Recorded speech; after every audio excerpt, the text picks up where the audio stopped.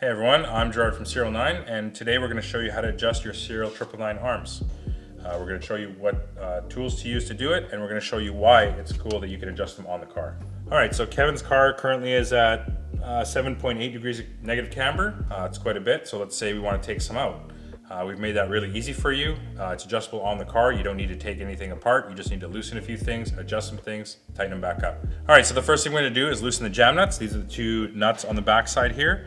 They are 15/16 wrench, so most people don't have that. You probably have one of these. As you can see, I can get in here. It's sort of working, right? But we'll show you something better that you can use. All right, so get yourself one of these. This is a multi-angle wrench. As you can see, it's got like a 45 on one side and a 30 on the other. This is a 15/16. This particular one is a snap-on. It doesn't need to be a snap-on. You only ever use it for this. You can just buy a cheap one. As you can see, you can get in almost any angle. It's very easy. Okay. So now you just loosen the jam nuts off by hand a little bit.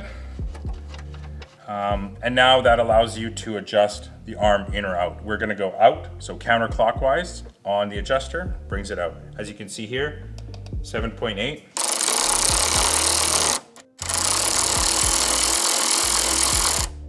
So we went from about 7.8 to 6.6, and as you can see, that was really easy. Probably took you all of 5 minutes.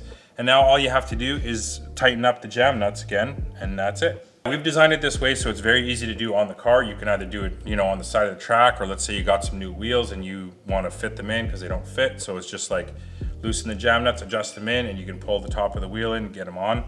You can do multiple adjustments within 5-10 minutes, and then that's it. That's why it's called a micro adjuster. You could do any small increments, 1 degree, less than 1 degree, whatever you want. Also, all these parts are serviceable, so these rod ends, we sell those replacements on the site. We also have short or long ones. All right, so now you've got your adjustment. Obviously, make sure that you haven't gone too far out and the rod end hasn't fallen out. So you will need to check if you have enough thread engagement. So what you do is you just tighten up the jam nuts against the arm. All right, so we're just gonna check the thread engagement here. And on the long rod ends, the max is 36 mil. So as you can see, we're right within the spec there, just on the edge. That's as far out as you can possibly have that rod end. And on the shorter ones, it's 18 millimeters. So once you've snugged up the jam nuts, the next thing to do is to tighten them. These need to be very, very tight as you can put them, at least 100 foot-pounds. Basically take your wrench, crank them on. That will prevent them from coming loose and coming apart. So let's do that.